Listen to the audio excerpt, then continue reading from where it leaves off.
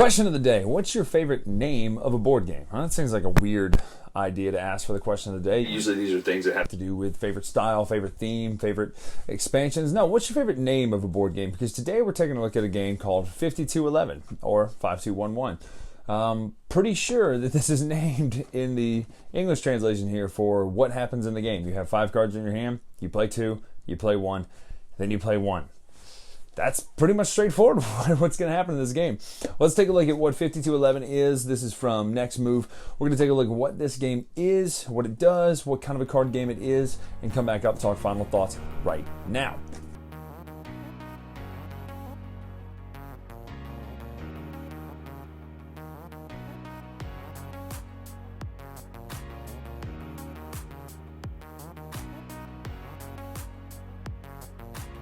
In arguably the most descriptive title of a board game, card game of all time, this is 5211 or 5211 or 5211 or 5.211. We don't know. Anyway, the point of this is you're going to get 5 cards in your hand. You're going to play 2 on the first round. You're going to play 1 on the second round. You're going to play 1 on the third round. This is an overview of how to play the game right there in the title. Who would know? Anyway, you get 5 cards in your hand, 2, 3, 4, 5.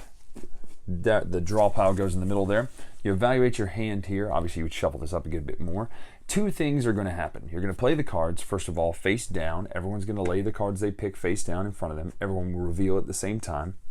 You'll then replenish up to 5.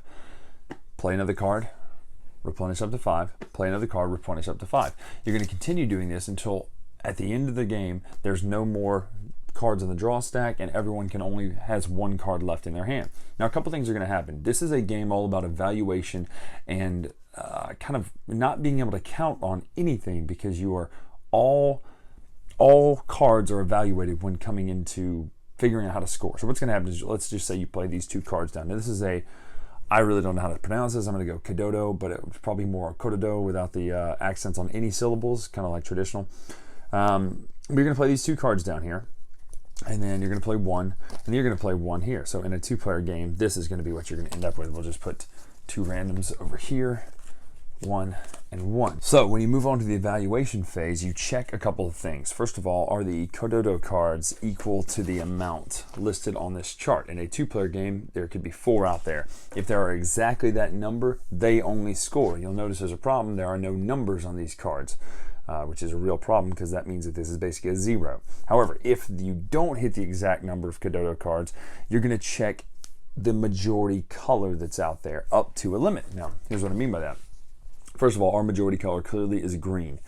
If we, however, would have had 5 or more green cards out there, you would not score the green. You would actually score the second highest, and you would only get to score the cards in that second highest majority, which would be yellow. So this would bring us down to an 11. But since we didn't hit that limit, we do get to score these. These go in our score pile, and you will rinse and repeat over and over and over again until the draw pile is empty. That is in fact how you play 5211, but it opens up the possibility for, man, what do I need to do right now? Do I need to basically throw this hand so they don't get a ton of points that I see sitting over there, or by playing exactly 4 of these? Or, man, is it, oh, this is really going to work, and then you look across the table and someone has totally jacked you up by going over the limit of the color that you were hoping and counting on. So a lot of deep strategy here. Let's go final thoughts right now. So that's it. And I'm not going to lie to you. I came into this game thinking I was absolutely going to hate it because the rules are strange. They're pretty simple.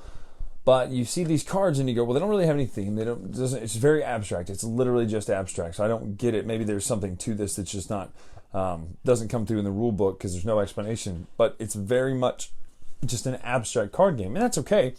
However, this one I thought I was going to hate just because it's an abstract card game in which you have this kind of thing where you're trying to match up and make sure that not matching up, but you're trying to make sure that you have the right amount of cards out there, but approaching the limit, right? But you're also playing with and against each other at the same time. It's almost like that game where you have to lock arms with people and you try to both stand up back to back, right? You're working together, but you're also working against each other.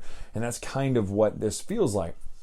The mechanics actually are pretty straightforward. You pick a couple cards out, you play them, you then play 1, then you play 1. I like the fact that you're evaluating, wait a minute. If I see that person's about to have 10 points whereas I'm only going to have 6, I might as well just blow up the whole thing and play another Kododo card out there. Or think, I could make this swing my way and get cards out there that I see what the color is going to be and play a card out there in that color to hopefully boost my score. However, the push and pull comes from when you do that, someone else may do the same thing, and therefore you'll pass that limit for the max amount of cards for a color, and then you don't get to score those at all. So all in all, the scoring is kind of wonky at first until you get the hang of it, and then you actually get it. You start seeing the strategies really open up for, okay, this makes sense. If I play this card, then I'm going to mess that person up, or I'm going to really boost myself at the total gamble of messing myself up. So I was actually very impressed by how this worked out, as opposed to thinking I was going to hate it to start with. So that is a bit of a ringing endorsement for 5211. If you like abstract card games, this is definitely one to try. If you enjoy the idea of gambling almost the odds of what your opponent is going to do. So at the core of it, you start to really evaluate and read your opponent and see how, or opponents, and see how they're going to play. And that becomes an interesting lesson in psychology to know, wait a minute, is this person going to risk it all?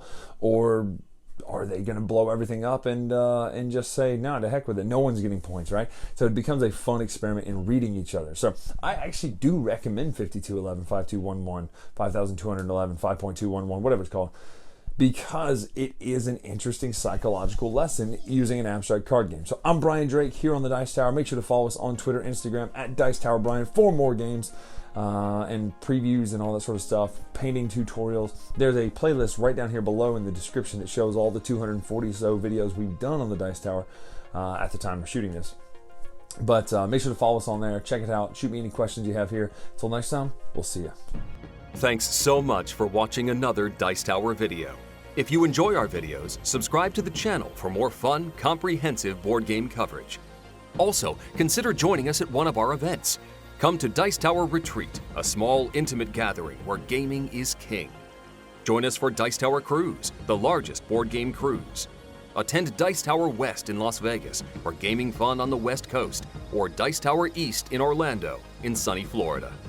Dice Tower Conventions, the friendliest gaming conventions on Earth. I'm Eric Summerer, and you've been watching The Dice Tower.